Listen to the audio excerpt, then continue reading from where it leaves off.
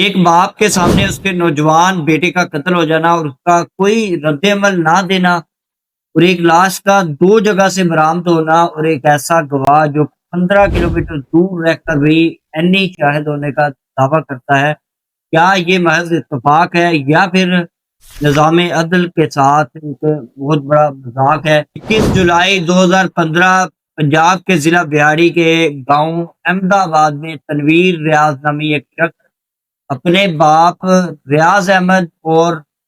اپنی بیوی سلمہ be be کے ساتھ صبح 8 بجے کھیتوں میں کام کر رہا تھا تو اچانک وہاں پر 8 مسلح افراد آ گئے، جن میں فضل محمد صادق اور اللہ دتا بھی شامل تھے، اور تنویر ریاض کو اغوا کر لیا۔ ان کے مطابق یہ تنویر ریاض کو گھسیٹتے ہوئے فضل کے گھر لے گئے، جہاں پر جا کر 4 افراد نے تنویر ریاض کو ہاتھ پاؤں سے جکڑ لیا اور فضل نے ٹوکے سے وار کر کے تنویر ریاض کی جو بائیں ٹانگ ہے وہ کاٹ دی، جس وجہ سے تنویر ریاض زخموں کی تاب نہ لاتے ہوئے موقع پر ہی جان کی بازی ہار گیا۔ ناظرین، یہ تھی استغاثہ کی کہانی، جس کے مطابق ایف آئی آر درج کروائی گئی اور تمام ملزمان کو گرفتار کر لیا گیا، اور ٹرائل کورٹ نے ان تمام ملزمان کو عمر قید کی سزا سنائی۔ لیکن جب یہ ملزمان لاہور ہائی کورٹ پہنچے تو Multan bench Lahore high court میں جسٹس سہیل ناصر صاحب نے ان قانونی نکات پر بڑا باریک بینی سے جائزہ لیا، جن میں سب سے پہلے فیاض احمد، جو خود کو عینی شاہد ہونے کا دعویٰ کرتا تھا۔ فیاض احمد کیونکہ 15 کلومیٹر دور ایک گاؤں کا رہائشی ہے اور وہاں پر ایک کریانے کی دکان چلاتا ہے، اور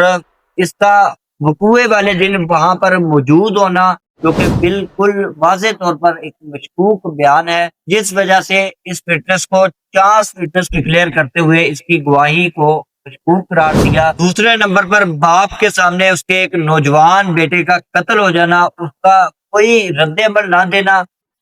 کہ جیسے ریاض احمد نے بتایا کہ اس کے سامنے اس کے بیٹے تنویر ریاض کو یہ لوگ گھسیٹتے ہوئے فضل کے گھر لے گئے اور وہاں جا کر انہوں نے قتل کیا، تو کیا ریاض احمد اتنا بے بس تھا کہ اس کے سامنے اس کے بیٹے کا قتل ہو رہا ہے اور وہ کوئی مذمت نہیں کر رہا، ان کو روکنے کی کوشش نہیں کر رہا، نہ ہی اس کے جو کپڑے ہیں خون آلود ہوئے ہیں، نہ ہی اس کو کوئی زخم آیا ہے،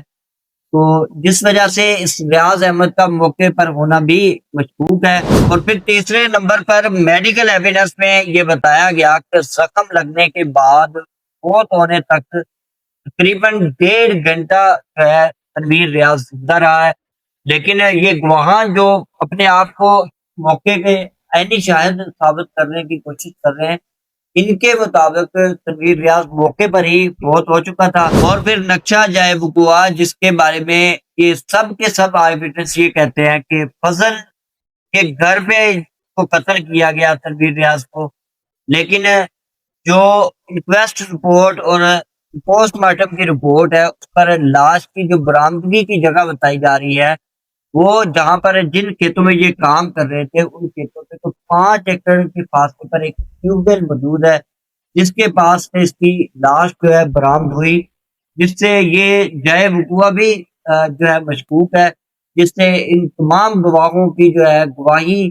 جو ہے مشکوک ہوتی ہے، وہاں پر موجودگی مشکوک ثابت ہوتی ہے۔ تو ہائی کورٹ نے ان تمام اصولوں کی بنیاد پر جائزہ لیا کہ استغاثہ اپنے ہی بیان کردہ حقائق میں تضادات کا شکار ہے، اور عدالت نے قرار دیا کہ جب استغاثہ کی اپنی ہی کہانی تضادات سے بری ہو تو اس کا فائدہ صرف اور صرف ملزم کو ہی ہو سکتا ہے۔ بالآخر عدالت نے اپنے فیصلے میں سنہری اصول بینیفٹ آف ڈاؤٹ کو دہراتے ہوئے قرار دیا کہ استغاثہ ملزمان کے خلاف اپنا کیس بلا شک و شبہ ثابت کرنے میں پوری طرح ناکام رہا ہے، اور عدالت نے یہ بھی پایا کہ مقتول تنویر ریاض پہلے سے کئی زنا بالجبر اور اغوا کے سنگین مقدمات میں نامزد ہے، جس وجہ سے اس کے کئی جانی دشمن ہو سکتے ہیں، اور عدالت نے ٹرائل کورٹ کے فیصلے کو کالعدم قرار دیتے ہوئے تمام ملزمان کو باعزت بری کر دیا۔ تو ناظرین، اس کیس سے یہ واضح ہوا کہ صاف جذبات پر نہیں بلکہ ٹھوس اور غیر متضاد شواہد پر مبنی ہوتا ہے، اور اگر استغاثہ کی کہانی میں کوئی ایک بھی جھوٹ شامل ہو جائے تو سچائی کے پورے ڈھانچے کو منظم کر دیتا ہے۔ یہ کیس ہمیں سکھاتا ہے کہ تفتیش میں معمولی سی کوتاہی یا گواہان کی جھوٹی کہانی کس طرح سے پورے مقدمے کو ختم کر سکتی ہے۔